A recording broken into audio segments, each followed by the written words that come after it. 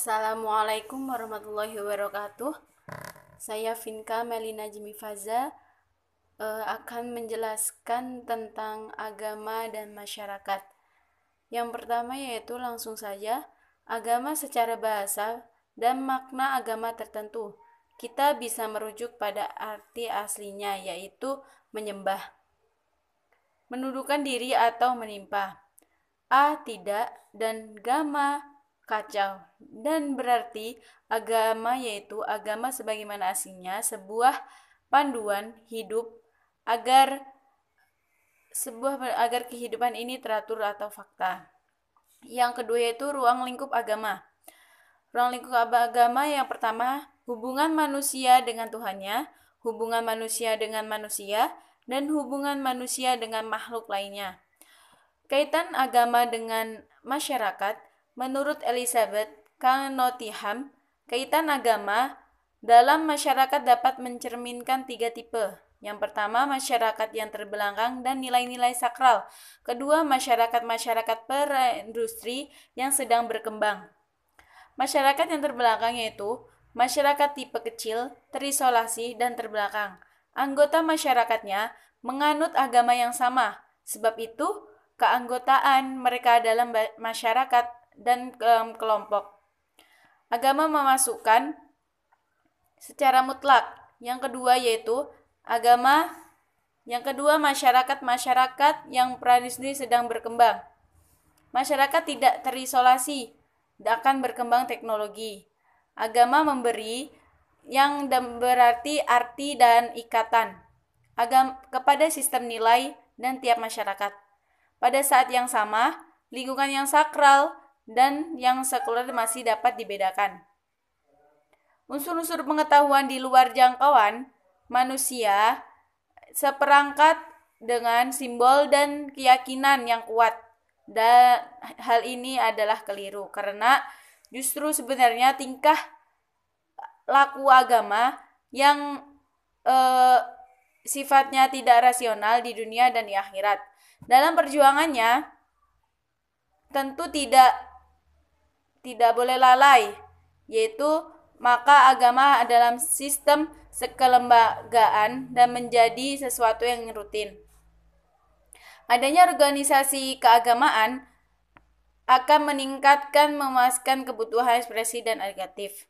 Yang kedua yaitu langsung fungsi dan peran agama dalam masyarakat. Yang pertama ada fungsi edukatif, yang kedua yaitu ada fungsi penyelamatan, dan yang ketiga fungsi pengawasan sosial, dan yang terakhir yaitu fungsi memupuk persaudaraan. Yang pertama yaitu fungsi edukatif. Agama memberikan bimbingan dan pengajaran dengan perantara petugas-petugasnya seperti syaman, dukun, nabi, kiai, pendeta imam, guru agama, dan lain bagiannya. Baik dalam upacara, keagamaan, khotbah, renungan, pendalaman, rohani, dan sebagainya. Yang kedua yaitu fungsi penyelamatan. Ada fungsi agama sebagai kontrol sosial, yaitu agama menggunakan kaidah-kaidah susila dari adat yang dipandang baik bagi kehidupan moral. Agama mengamankan dan melestarikan kaidah-kaidah moral dari baru dan sistem hukum negara.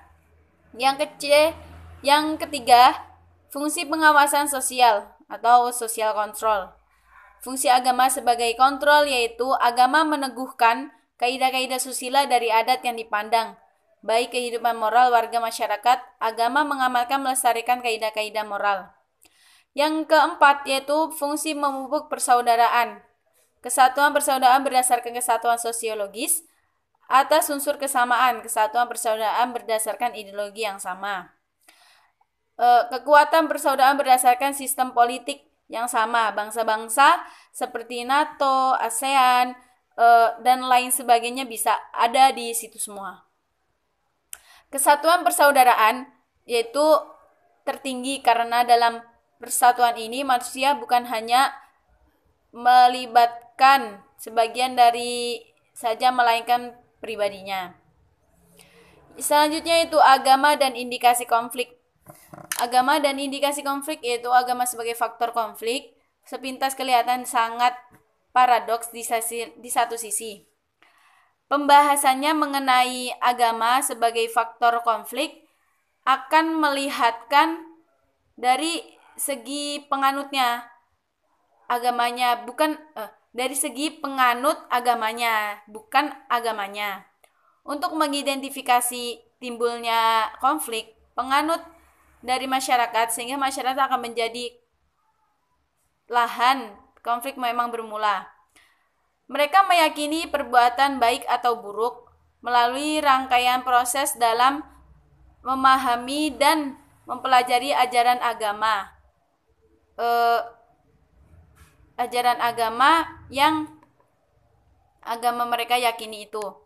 Oleh karena itu, penganut memilih berpikiran menginterpretasikan agamanya sesuai dengan kemampuan masing-masing individu. Sehingga akibat konfliknya yang terjadi masyarakat yang tidak dapat dihindarkan. Dari situlah mengapa agama memiliki potensi yang dapat melahirkan berbagai bentuk konflik yang diakibatkan oleh perbedaan pemahaman terhadap ajaran agama. Baik, tersebut yaitu penjelasan dari saya. Kurang lebihnya mohon maaf. Wassalamualaikum warahmatullahi wabarakatuh.